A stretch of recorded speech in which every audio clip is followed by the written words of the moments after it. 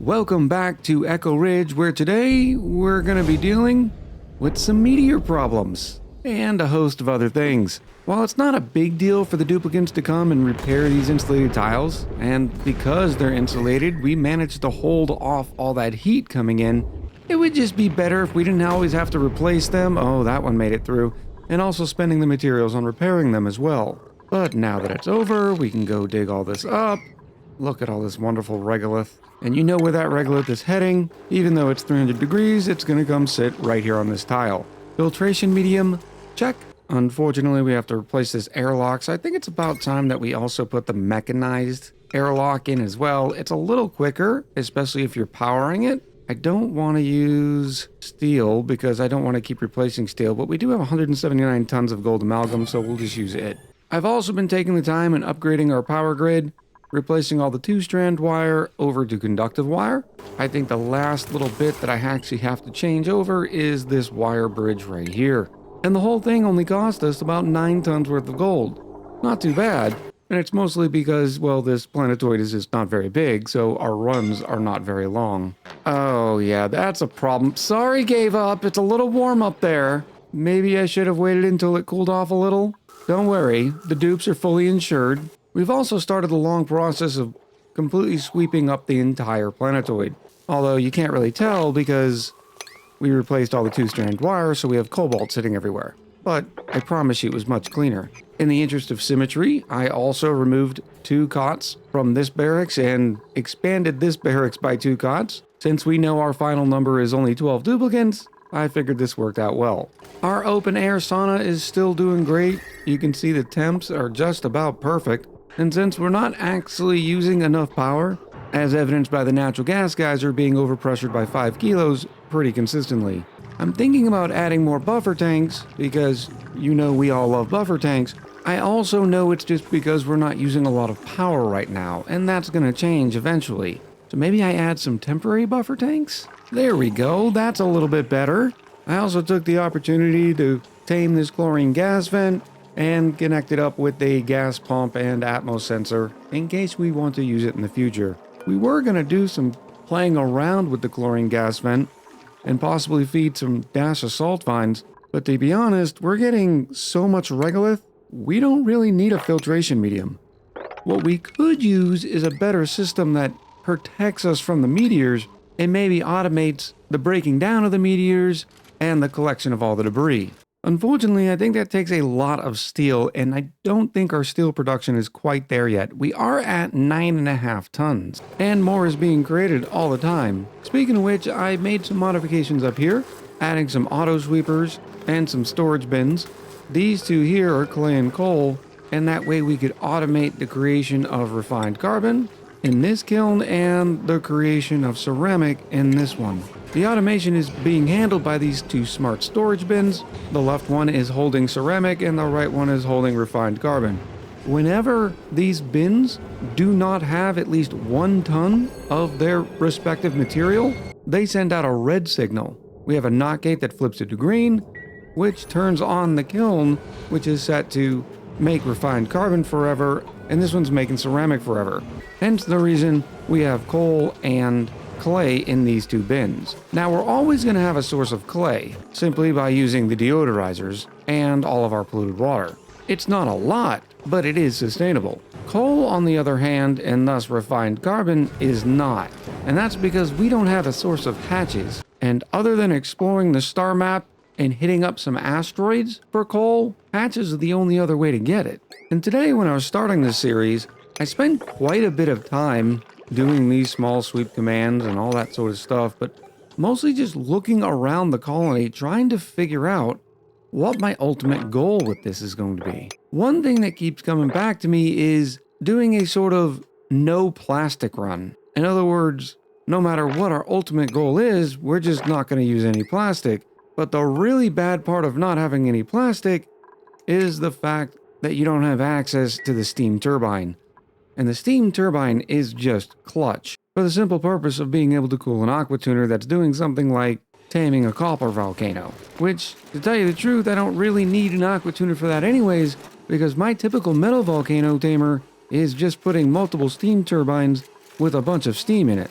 Easy peasy. Except for the fact that, again, we don't have steam turbines. But there are more than one ways to keep an aqua tuner cool. One of them is using this nice and cold, cool slush geyser and just dropping some water on it every once in a while. The issue with this in this particular colony is the fact that, if you remember, our average output was just high enough for about 12 duplicants. And if I start flashing some of that polluted water by dropping it on aqua tuners, it's going to flash the steam, and when it does, I'm going to need a way to cool down that steam to turn it back into usable water. So, in the end, without using steam turbines, it would be a very inefficient process. But there's one other method that not a lot of people have used that can be fairly effective, and that's what we're going to be trying out today. But first, I need to introduce you to our 12th and final duplicant. This row in here is the Dr. Decorator that we've been looking for, plus they have a little bit of farming. Yeah, they're a Luddite, but it doesn't mean they can't operate machines, it just means they're not going to be as good. So, not a big deal. So welcome to the colony, duplicant number 12, Talonist. And I am excited about them because I have been wanting to do some paintings and some stonework around here and really gem up the place. It'll be a little while till they get there, but eventually. I was checking the thermals of our steel production, making sure everything was still normal. And for the most part it was. And I saw how hot this area was. Well, apparently I decided to put the radiant liquid pipes to keep the transformer cool from the output of the metal refinery instead of the input. Oops, we'll go ahead and fix that now. The cooling system is working really well, although we are up against a dormancy period, and you can see we're down to a little over 7 buffer tanks worth of water. Not a big deal. Remember, we did put the automation system in place that whenever we get too low on that coolant, this liquid shutoff will turn on, and we'll start using this water. And what happened now? Looks like there's a little too much on this side. Let's see if I can alleviate some of that. Oh, this is easy enough right here. And we'll be able to recapture all of that. Remember, all of this water is the collection of all the water coming out of the metal refinery and the water being outputted by the natural gas generators. And eventually, this whole pool will get warmer and warmer. So on the steam turbine conversation, we will need a method to cool down this giant puddle of water. Another interesting source of water that we haven't really talked about yet. Remember, each duplicant produces 6.7 kilos of polluted water per cycle for free. Well, with 12 duplicants, that's 80 kilos worth of water, which isn't enough polluted water when you do the conversion to produce another dupe and an electrolyzer, but it is enough to keep one arbitrary growing, as the arbitrary only requires 70 kilos per cycle. And I'm doing this for a couple of reasons. One, it'd be nice to tame a couple of pips. I'm just waiting for the branches to keep growing on the arbitrary, because those pips will give us an infinite supply of dirt and a little bit of meat on top of it. But by using the pip's dirt, which is used to fertilize the tree, along with the 70 kilos worth of water, I'm then going to be able to get some ethanol. Now, it's not a lot of ethanol, but I don't need a lot. And I know what you're thinking. Echo, why don't you just pip plant a bunch of trees here? And we may do that eventually. But right now, I only have one more arbor acorn. I mean, there are some over here on our secondary planetoid that we'll probably go capture one day. But I also need to sort of wait for this place to warm up. But it's also another case of just need, too. Because I don't know if I need to be running petroleum generators using ethanol because, well, I don't think we're using that much power. We're going to find out here in a little bit, though, because this natural gas geyser goes dormant in 10.5 cycles. Lucky for us, though, the dormancy period is only a little less than 36 cycles. And I think this is plenty of natural gas for 36 cycles. Although, what happened to our power? What did I do? Oh, here it is. We have an overpressured gas vent, which is preventing the natural gas generators from turning on. Well, you know what's going to happen with this now. We're going to dump all of it into the vacuum of space. I wanted to put it in this area here for the simple reason that if I put it over here, all that carbon dioxide would sort of live behind in this environment until it eventually dissipated. So in order to get rid of it as quickly and effective as possible, we're just going to dump it out right here. I know I'm not going through the center part of this insulated tile. There's a reason for that, and you might see that later on in this episode. I'm not 100% sure. but the rest of it is going to be insulated all the way down. Now, how are we going to get over there? This looks like a good enough route. All right, we're going to have a pretty ugly spaghetti mess here just to be able to get this pipe all the way down. And then we'll go straight over. Easy peasy. And now that we're dumping the majority of this, I can insulate all of it. And that way we're not using up our coolant on the carbon dioxide, even though carbon dioxide does not spread thermals very well. And then we can just get rid of this gas vent here. In fact, let's make this a little bit prettier since we're moving the whole thing. Oh my goodness, this is so ugly. What can I do to make this better? There we go. That is a lot better. And after a couple quick deconstruct, this area will look a lot better too. I really like having these smaller planetoids every once in a while without the grandiose plans, because you can spend a little extra time giving it that nice personal touch. Some of you may have already guessed the type of cooling system I'm talking about because I started mentioning ethanol. We're going to try using an ethanol chiller to cool not only this polluted water pool, but also our entire base. Even though I don't think our base really needs it, it'd be good just to have some sort of thermal control to last the test of time. And it looks like the first step of making that dream a reality is upon us because we have some branches, which means we can sustain a couple of pips. We're already set on a maximum of 2 pips. I really only wanted 1 because 1 pip produces enough dirt for the arbor tree, but I didn't want the little fella to be alone. Here's one little guy here, and here's another one here. And it didn't take them too long to find an acorn inside this tree and then try to plant it into this hydroponic farm. I thought about putting a thimble reed in this tile here, but it would sort of be a waste of water because the pips would eat the thimble reed as well. So I'm just going to deconstruct this hydroponic farm. Now, if you're worried about reed fiber, we've got that taken care of. This colony came with one installed inside the abyssalite that is giving us a fresh reed fiber every 8 cycles. With only 12 dupes, I think that'll be plenty of reed fiber over the long term, even if we were to put them all in suits, which none of them are for now. Next thing we're going to want to set up is a auto sweeper system just to be able to get rid of the eggs, and it looks like our poor ranch is about 2 tiles too big, so give me another second, we're going to change this whole thing again. There we go, that's a little better. We have an auto sweeper that can reach the whole thing. The conveyor loader is taking all the eggs and the meat and sending it over here to our very rudimentary kitchen. Which reminds me, I need to get a light over here. There we go, that's a little bit better. All of our pip eggs are gonna come in here and eventually our plug slug eggs. Even though the plug slugs don't really drown in water, that is where they will go for their eventual conversion into meat. Now, since we're sitting over here, I know there's something we can do to make this place a little bit more functional. And that is by, once again, adding another auto sweeper.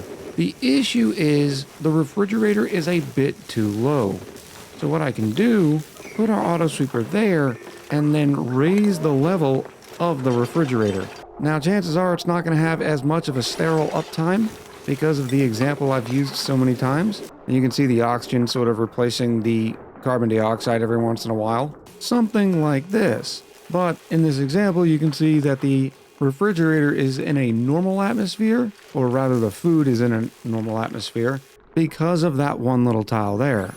We can do one better thing, and this is going to be a little awkward, but we'll just have this entire row here fill up with carbon dioxide as a sort of sanitary barrier. Look, I make things up all the time, we're just going to have to go with this one. And just like that, our food is now in a sterile atmosphere. Now, this wouldn't be a forever solution if we end up deciding that, hey, we're going to go get plastic, because then I'd really like to start trying out the dehydrators and the rehydrators, but that system requires plastic. We could also just make a deep freezer and not worry about it as well, but I've done 100 deep freezers, so I'm trying to do something a little bit different. After a few cycles, we have exactly what we're looking for, and that is a little bit of lumber. Now, until the time comes that we want a massive lumber and ethanol manufacturing system, we're not going to need too much of it. So long story short, only use this system if you need a little bit of ethanol. The lumber's going to come in here via the conveyor chute because we've set up another conveyor loader that's going to pick up all the lumber. And why are you not picking up meat? Edible meat. Auto sweeper meat. Oh, that's because Talonist had already gotten the errand. But on this one, we are going to pick industrial ingredient, lumber. Auto sweeper's going to grab it all, and then it'll take the conveyor rail all the way over to this system. Now, if we had already unlocked solid filters, I wouldn't need a second rail. I could just filter out all the lumber on this rail, separating it from the meat and the eggs. And with all of our lumber coming in now, we can turn on the system just by using the signal switch. I'm going to take the ethanol distiller and put it down on a priority 1 because somebody had already gotten the errand to take the lumber and load it into the ethanol distiller. Great initiative, bad judgment, dupes. That's another great thing about having these small planetoids, and the fact that I'm taking my time is I have so much duplicate labor, they're beating the auto sweepers to tasks all the time. But it doesn't take too long for it to start making some ethanol. Yeah, it's a little warm right now, so we'll put another radiant liquid pipe in here to help keep this whole area nice and chilly. Now in this system, one of two things is going to happen. Either I'm going to turn the signal switch off and say, hey, I don't need any more ethanol, or the output pipe for the ethanol distillery is going to become full because this liquid reservoir is full. And look at this, we already have over 100 kilos. I may throw in a petroleum generator just for the giggles. It would help us recapture some of the polluted water that we're losing to the tree, even though it is just excess dupe pea water. Now that we have some ethanol, it's time to get working in here. Where the toughest thing is going to be is I'm going to have to build a liquid lock for our ethanol chiller because it needs to be vacuumed out before we start. So maybe instead of digging all this out, I sort of do it in here. There we go, that works out perfect. As long as the dupes don't exhale or have any natural gas, we'll be just fine. I love having so much available duplicate labor. Give me a couple minutes and let me get this cleaned up. Okay, some genius dug up some oxalite. This whole thing has been ruined. At least the duplicates can breathe in here, but that wasn't the goal. Alright, our small project here is clean-ish. We just gotta get rid of 26 grams worth of oxygen pressure, which shouldn't be too big of a deal other than this vent becoming overpressured, in which we might have to dump it into our trash vent, heading to the vacuum of space. While I wait the month of Sundays for that to happen, an update on our steel production is that we're up to about 10 tons of steel, and this is good. Except I want more. The issue is I can start churning through the 11.3 tons worth of iron ore, but we are beholden to the lime, which is what we're short on right now. With those pit eggs coming around though, we should be getting a little bit more lime. The other issue is we're running low on our coolant, and the more we run this metal refinery, the more the metal refinery gobbles up new coolant, which then instantly gets too hot and needs to be expelled back to this tank. Which it's not a huge deal because then we could just start using this water for the coolant once this automation kicks in, which we will probably be doing sometime during this geyser's dormancy, which still has another 30 cycles left. But the longer we can use the original coolant, which is at minus 10 degrees, instead of this, which is at 30 degrees, the better. And because the first thing I need steel for is to add a liner of nothing but bunker tiles, and it looks like that's going to take 11.8 tons worth of steel, we're still about 2 tons away. I suppose I can start on that though. And that whole system begins by putting another layer of insulated tiles all the way down here, and then replacing this top layer with nothing but bunker tiles. Now I do this because the bunker tiles are indestructible. We'll never have to repair this top layer ever again. And by having the insulated tiles under it, all that hot debris and regolith that's sitting on top is not going to permeate into our base. But as you can see, we're already down to about 2 tons worth of steel, all the way up from 10 tons. Oh, look at this, we finally have a vacuum! Way to go, dupes, very proud of you. We can start the next process in this. Hindsight being 2020, I wish I would have built the liquid lock at the bottom. And that way we'd have been able to come get all this debris once we destroy all these ladders. Suppose I could always put an auto sweeper here and corner grab them, but it's an unnecessary step I didn't necessarily need to take. Now, for those of you not aware of sort of the basics, so you can get an idea of what we're building, ethanol is a unique liquid in the fact that its liquid form has a different specific heat capacity than its gas form. And this sort of phase change between liquid and gas, evaporation, or vice versa, can actually net us negative heat. It's not the most efficient process in the world, but it will work as long as you're not putting it under too much of a load. We're taking a small break because it looks like this meteor shower is not messing around. I haven't seen one this large since we started the colony. I have disabled passing up through this mechanized airlock just so duplicants don't get the bright idea of walking up here and repairing this stuff. Now in the future, they won't need to, and they also won't get the errand until we sweep it or something else happens. Eventually, we'll be using robo-miners to do this whole job for us. But for now, this is what we've got. We'll wait for all the gases to dissipate, then we walk up there, sweep it, grab it, with no dupe getting hurt. Another thing I wanted to point out is notice its regolith is sitting at about 311 degrees. This bunker tile is quickly warming up, and our insulated tile is at 14. Oh no, we have a pip stuck. Come on, little buddy. Now the thermal aqua tuner setup is pretty standard except for one pretty significant piece, and that's the fact that we're not using steel for our thermal aqua tuner. Gold amalgam thermal aqua tuners can go all the way up to 175 degrees. And if this gets up to 175 degrees, it's going to be broken anyways, so the gold will work just fine. So here's our basic setup. Note that when we close this in, we're going to have a couple more metal tiles here, but the long and short of it is our thermal aqua tuner is going to sit in an ethanol bath. As the thermal aqua tuner gets hotter, it'll start to boil the ethanol, which will cause the gas to rise until it hits these temperature shift plates. It'll start cooling down and then hit these metal tiles, and it will condense back into liquid ethanol, which it will then drop into a pool and go back and forth. Now this doesn't work unless you're using a material that has different specific heat capacities between its states. The ethanol gas has a specific heat capacity of 2.148, whereas the liquid has a specific heat capacity of 2.4. Let's check on the status of our ethanol. Look at this tiny system has already generated over 3.5 tons of ethanol. We will not be using that much, but now we can just deconstruct the liquid reservoir. It'll drop us a nice little bottle here, and then we just rebuild the buffer tank. And then over here, all we have to do is select ethanol from the 2 bottle emptiers, and I'm going to fill it with about 500 kilos per tile here. I also need to get busy filling this cooling loop, and that's going to be pretty easy. I will bridge it on right about here. Very nice. And just to make sure the thermal aqua tuner does not start yet, I have set it to above 5,000. Now that the loop's filled, I can just deconstruct this liquid bridge. We have 500 kilos on the dot. I'm hoping that's enough. Actually, there's no reason why not to add a little bit more, especially considering this is a taller version of the ethanol chiller than I've built before. So I'm going to use a little bit more, maybe 700 kilos. And now we'll start deconstructing the ladders. We'll add a metal tile here, here, and then close the whole thing up. One of the ladders deconstructed, and the debris landed right here on this airflow tile. Yep, that means I have to go back in with a bunch of ladders to be able to pick up this one little piece of debris. And look, I'm just as surprised as you are that this works, but it does, so I'm going to take advantage of this fact to make sure our system looks oh so very nice. And then we can seal this thing back up. I did just realize that I meant to put wallpaper in here. Now the question is whether or not it makes sense to break it back open to put wallpaper.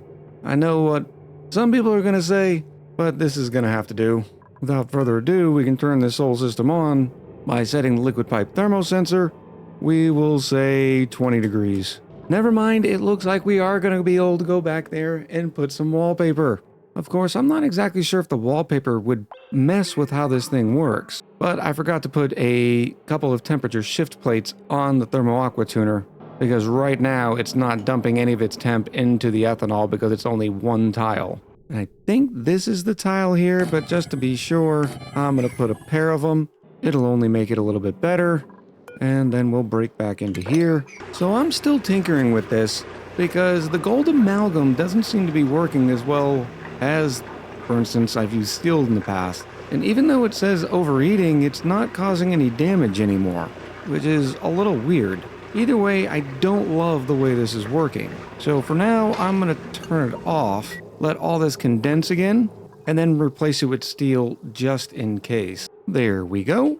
Now let's get back into it again.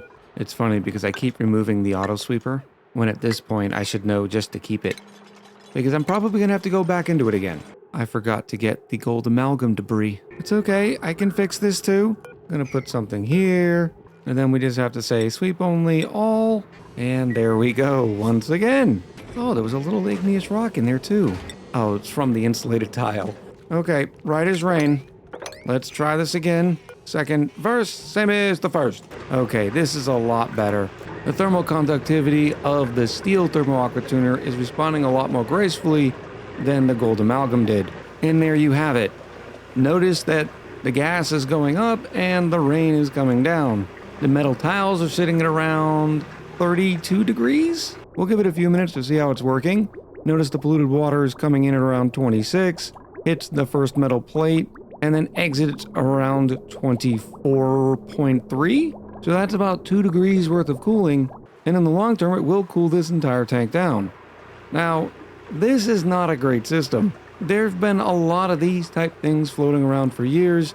I'm partial to the tall vertical ones, just because they're pretty simple to install, they're easy to understand, and unless you forget to do things or try to build it out of materials that you're not supposed to, like gold amalgam, it just sort of works. The thermal aqua tuner hovers around 80 to 82 degrees, every once in a while doing a quick flash to 86. Metal tiles are still sitting around 32. I'm gonna give this probably 5 cycles of just running flat out and see what we end up with. Some quick temps before we start. Polluted water at the bottom of the tank is at 27. At the top of the tank, it's about 28. We had another meteor shower, except this time it was a slime meteor shower.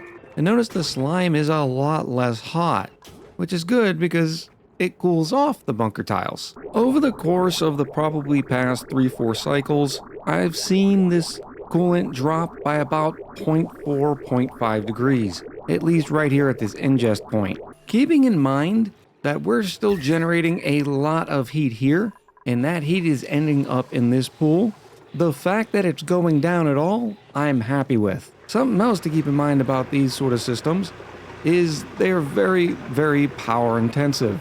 This thermal aqua tuner has been running 99% of the time since it was turned on. As such, we've pretty much drained all of our natural gas, and have even installed a petroleum generator in here to sort of make up for some of our additional power draw. I probably should have started off with a more clear example, because trying to show you the significance of what this small system can do is sort of wasted on the fact that it's trying to cool this massive water tank that's still receiving dumped coolant.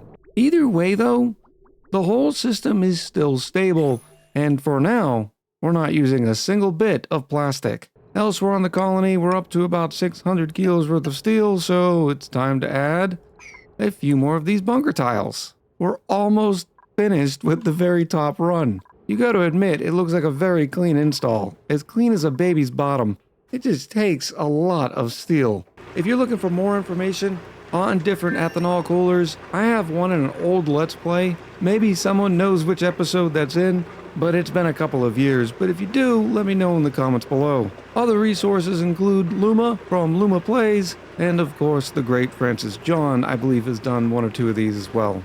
I hope you've enjoyed this sort of hodgepodge episode. Let me know in the comments below if you think we should go on with the no plastic attempt, or if we should just give in and do what needs to be done. So until next time, much love, happy gaming, and I'll talk to you soon.